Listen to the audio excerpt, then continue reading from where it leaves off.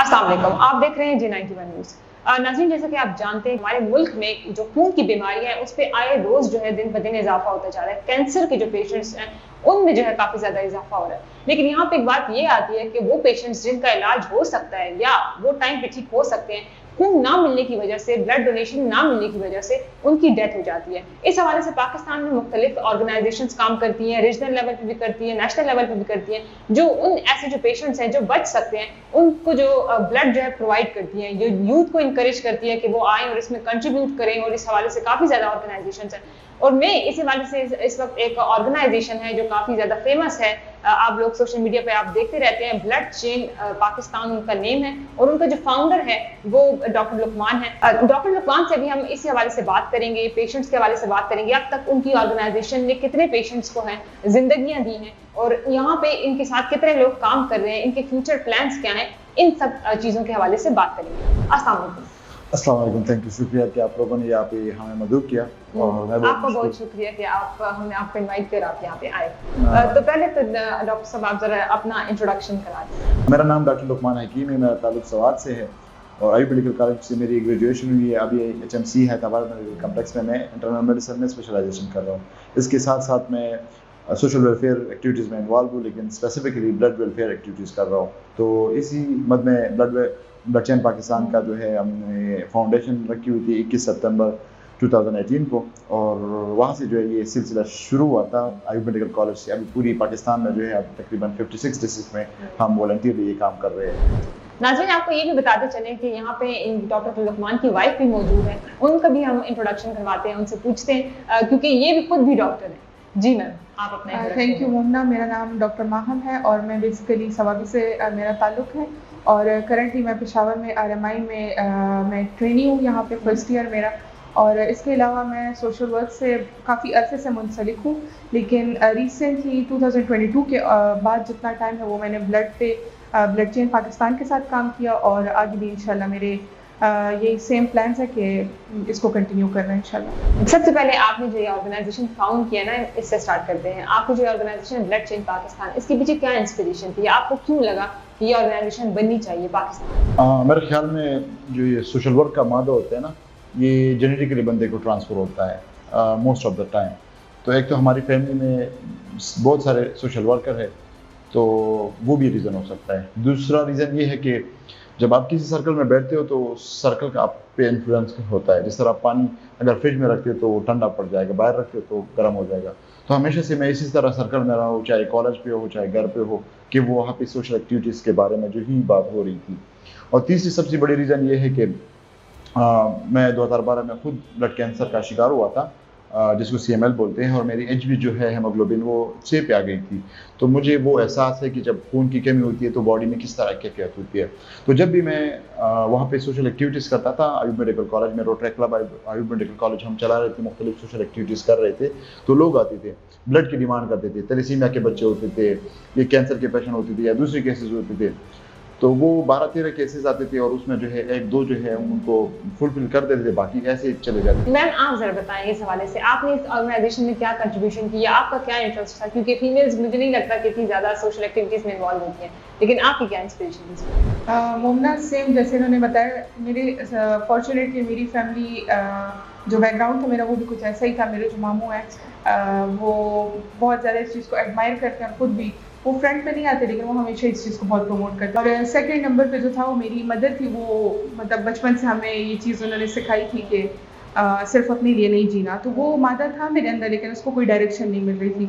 तो फिर जैसे जैसे बंदा बड़ा होता है समझ आती रहती है, तो इसी तरह मेरे फ्रेंड्स भी कुछ ऐसे थे और फिर घर पे भी माहौल ऐसा था। तो सोशल वर्क मैंने स्टार्ट किया, उसका थोड़ा वो फोकस कुछ और था, मतलब ब्लड नहीं था, और चीज़ों में मैं काफ़ी इंटरेस्टेड थी। लेकिन फिर जैसे ही 2022 का जो आगाज़ था वो मेरे लिए लाइफ चेंजिंग ऐसा था कि मैंने ब्लड चेन ज्वाइन किया और फर्स्ट जो डेजिग्नेशन थी वो मेरी कंट्री लेवल पे थैलेसीमिया हेड की थी। तो आपको पता है थोड़ा सेंटिमेंटल सभी हो जाता है ये वाला चैप्टर, तो उसमें काफ़ी जो वो वाला साल तो बड़ा प्रोडक्टिव था। हमने मेरे साथ डॉक्टर शाह फैसल थे, हम मिलके कंट्री लेवल पे हमने काफ़ी सारी चीज़ें की थी। वॉल ऑफ थैलेसीमिया हमने काफ़ी सारे शहरों में पेंट करवाई थी, खुद हमने उसमें पार्टिसिपेट किया था और इस तरह से कॉन्फ्रेंसेस थे, सेमिनार्स थे, वॉक्स थे। تو وہ ایئر تھیلیسیمیا کے لیے کافی پروڈکٹیو تھا. اچھا آپ مجھے سب سے پہلے یہ بتا دیں کہ اس یہ جو بلڈ چین پاکستان ہے اس کے مین آبجیکٹیوز کیا ہیں؟ اچھا تو بلڈ چین پاکستان کا مقصد یہ ہے کہ ایک ایسی آرگنائزیشن موجود ہو ملک کی سطح پر جو کہ بلڈ ایکٹیویزم پہ کام کرے. بلڈ ایکٹیویزم یہ ہے کہ بلڈ اویلیبلٹی میں جتنی بھی ایشوز ہے چاہے وہ ڈاکٹر کے لیول پہ ہو, چاہے سوسائٹی کے لیول پہ ہو, بلڈ بینک کے لیول پہ ہو, تھیلیسیمیا کے لیول پہ ہو, ان کو اجاگر کیا جائے اور ان کے جو مین ریزنز ہیں ان کو معاشرے کو بھی اویئرنیس وہاں پہ کریٹ کیا جائے کہ یہ کس طرح ہم سالو کر سکتے ہیں. جو پالیسی میکر ہے ان کا جو بھی یہ دھیان اس سائڈ پہ جو ہے کنورٹ کیا جائے کہ یہاں پہ بھی یہ کام جو ہے لیگ کرے اور آپ لوگ کریں. تو ہم بلڈ ایکٹیویزم کو پروموٹ کر رہے ہیں اور اس کو ہم نے جو ہے 2 حصوں میں تقسیم کیا ہوا ہے. ایک وہ ریزن ہے جس کی وجہ سے بلڈ کی جو ڈیمانڈ ہے آہستہ آہستہ بڑھ رہی ہے اور ابھی پاکستان میں تقریباً 3% لوگ جو ہے ان کو بلڈ چاہیے ہوتا ہے, 3% آف دا پاپولیشن. یہ بہت بڑی فگر ہے. اور جو دوسری جو کیٹیگری ہے وہ بلڈ کی سپلائی ہے یعنی بلڈ ڈونیشن, وہ جو ہے 0.6% لوگ جو ہے اس سے بلڈ ڈونیٹ کرتے ہیں.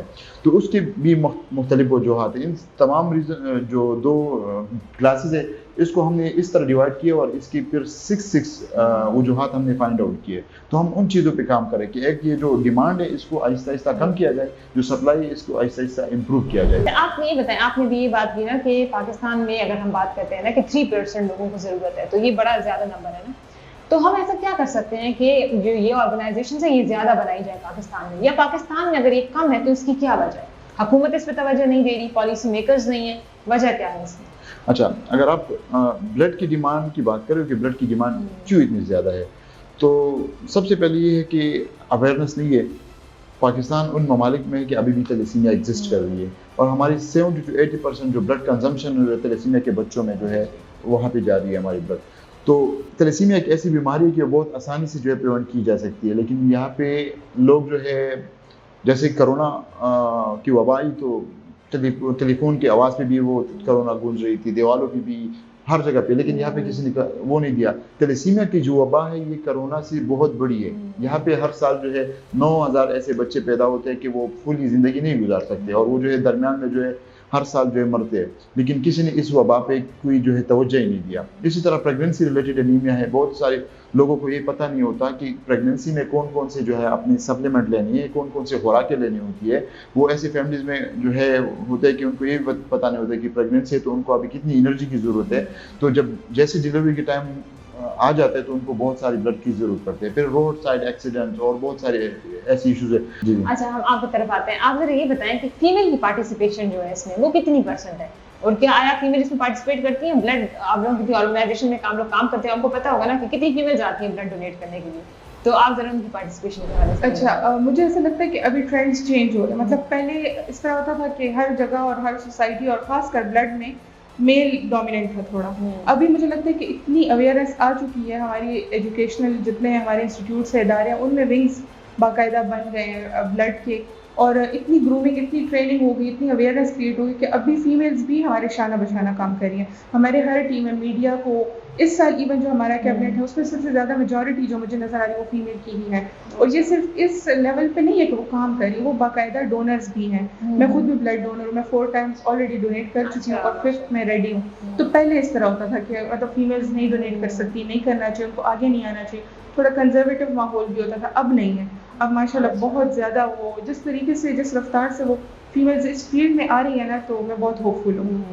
اور یہ اویئرنیس کی وجہ بھی ہے نا کہ جتنی زیادہ اویئرنیس ہو رہی ہے اتنا زیادہ دونوں جینڈرز جو ہیں وہ اس میں پارٹیسپیٹ کریں, کیونکہ یہ تو ایک ایسا ایشو جس کو ہم یہ بھی نہیں کہہ سکتے یہ اسپیسیفک فیمیل کر سکتی ہے یا میل کر سکتا ہے. اس میں تو جتنے زیادہ لوگ پارٹیسپیٹ کریں گے اتنا فیمیلز آ رہی ہیں تو فیمیل ان کو دیکھ دیکھ کے آ رہی ہیں. یہی چیز ہوتی ہے نا, یہی انسپریشن ہوتی ہے کہ ہم نے ایک کو دیکھا ہوتا ہے پھر ہم کہتے ہیں ایک طرح ہو. اگر ہم پاکستان کو دیکھیں نا تو اس میں صرف بلڈ ڈونیشن کے حوالے سے نہیں, کسی بھی فیلڈ میں وہاں پہ جائے تو آپ کو ریشو جو ہے اوورآل فیمیل کی کم نظر آ رہی ہوگی.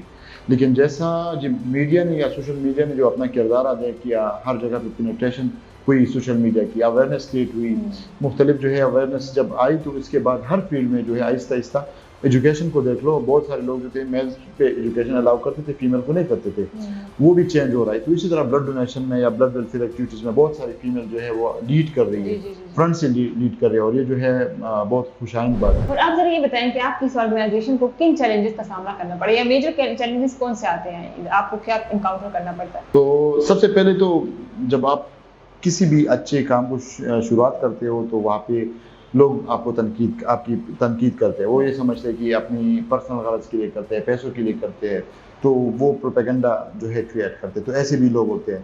उसके बाद आपके बहुत करीबी लोग होते हैं, वो आपके पीछे बातें करने लगते हैं, वो ईमान से। उसके बाद जो है लीगल कुछ इश्यूज होते हैं। पाकिस्तान में अगर आप बिज़नेस करना चाहो, आप जो है सोशल वर्क करना चाहो, तो लीगल इश्यूज इतने ज़्यादा है कि वो जो है आपको सोशल वर्क भी नहीं करने देता, ना बिज़नेस करने देता है। तो लीगल इश्यूज बहुत ज़्यादा है। फिर जो है यहाँ पे कल्चरल वैल्यूज़, रिलीजियस कुछ ऐसी वैल्यूज़ है कि वो इंटरप्रिटेशन सही तरीके से लोगों को तक नहीं पहुँची। जब वो नहीं पहुँची तो वो लोग एक्सेप्ट नहीं कर पा रहे कि ये जो मतलब कॉन्सेप्ट आ रहा है कि कोई भी बंदा जो है ब्लड डोनेट कर सकता है, वो किसी और बंदे को ब्लड जो है दे सकता है। लोगों की ज़हन में ये होता है कि ये सोशल वर्क है, ये एनजीओ है, और एनजीओ जो है इसराइल से जो है आती है। और यहाँ पे ये भी काफ़ी ज़्यादा आता है ना, इल्ज़ाम आते हैं ऑर्गेनाइजेशंस पे कि ये फेक है, या इतने ज़्यादा ऑर्गेनाइजेशंस हो गई कि कुछ नहीं डिफरेंशिएट कर पाते कि क्या फेक है और क्या। तो आप लोगों ने कौन सी ऐसी स्ट्रेटजीज अपनाई कि आप लोग लोगों पर अपना एतमाद रख सकें ना, कि हाँ मतलब हम इतने 100% लोग हम पे एतबार कर लें, आके डोनेट कर दें। तो ये आप लोगों ने कुछ टिप्स एंड टेक्निक्स या स्ट्रेटजीज अपनाई हैं? जी, इस तरह के सबसे पहले अगर हमें कोई भी बंदा आता है कि हमें ब्लड चाहिए, या कोई ऑर्गेनाइजेशन आता है कि हमें आप जो है ब्लड कैंप लगाए हमारे लिए, तो हम खुद उस केस की वेरिफिकेशन करते हैं।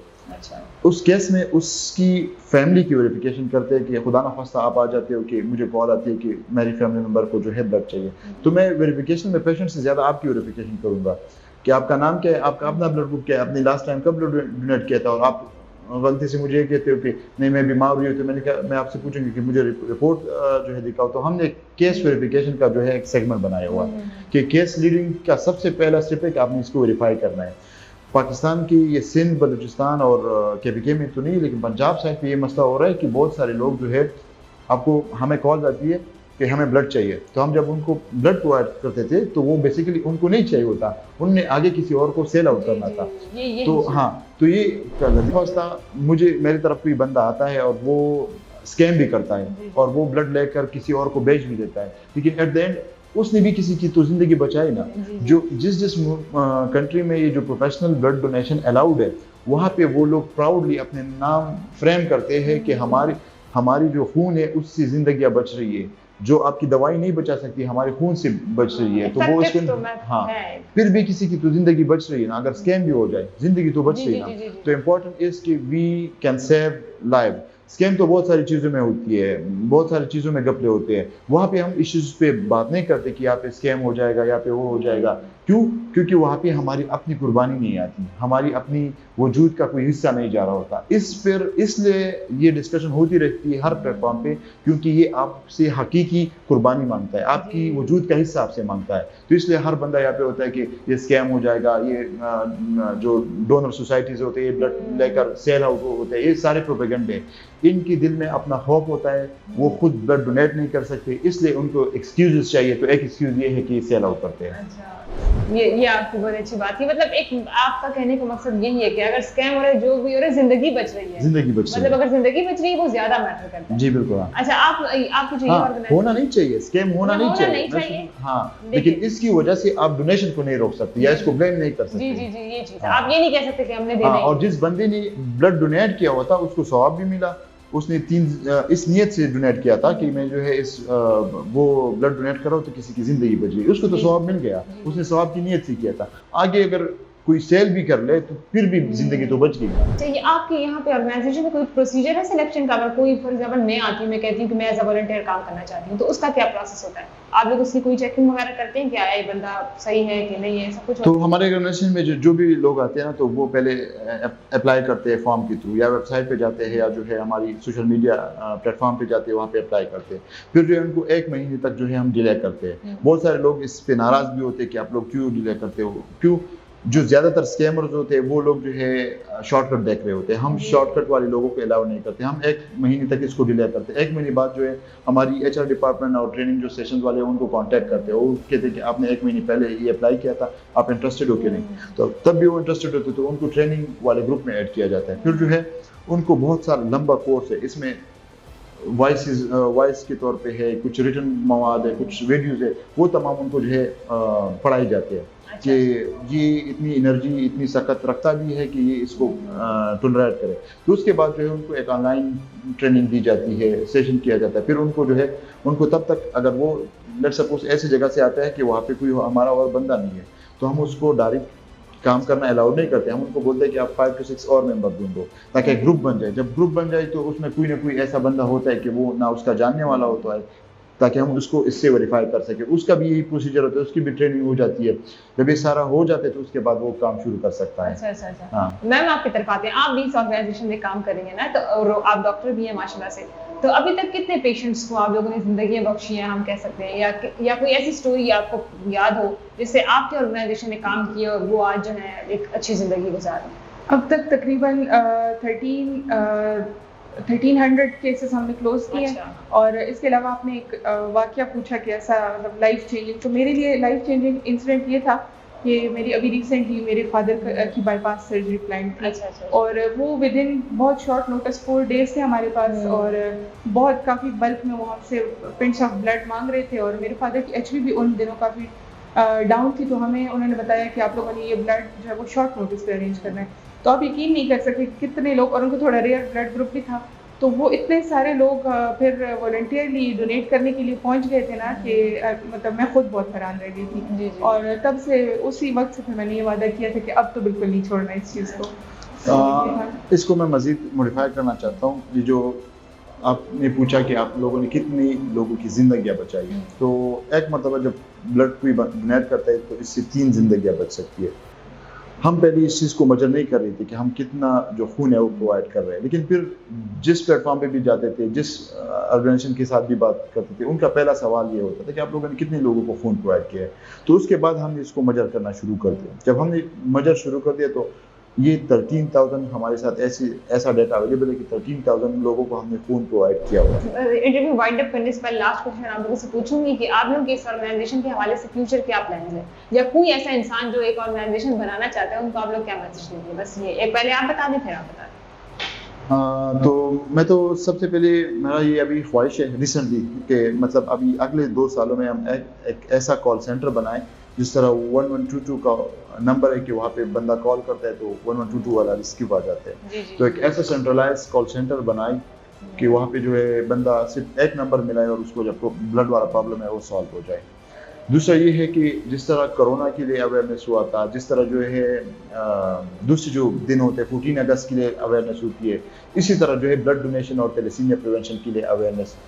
تو وہ ہم امپیکٹ پروڈیوس کرنا چاہتے ہیں, پولیٹیشین سے مل رہی ہے, مختلف طریقوں سے ٹویٹر ٹرینڈ چلا رہے ہیں تاکہ وہ امپیکٹ ہم پروڈیوس کر سکیں, تاکہ یہ ایٹ لیسٹ بیلنس ہو جائے. 1% ہمارا ٹارگیٹ ہے کہ ڈونیشن آ جائے, اور ایٹ لیسٹ یہ 3% جو ڈیمانڈ ہے یہ ایٹ لیسٹ 2% پہ آ جائے, تو باقی جو ہے لوگ خود بہت دیر مینیج کر لیں گے. جی ڈاکٹر لقمان کی بات کوئی میں آگے بڑھاؤں گی. تو آپ کا نیکسٹ کویشچن یہ تھا کہ اگر کوئی آرگنائزیشن بنانا چاہ رہا ہے تو آپ اس کو کیا ایڈوائز دیں؟ تو اس کے لیے میرا یہ میسیج ہے کہ میرا بھی پہلے یہی پوائنٹ آف ویو تھا کہ بس ایک بندے کو, جیسے بلڈ کی ایگزامپل ہے, تو ایک بندے کو آپ نے بلڈ دے دیا, بس بات ختم ہو گئی, ہماری بلڈ ایکٹیویٹی تھی یہ, ایسا نہیں ہے.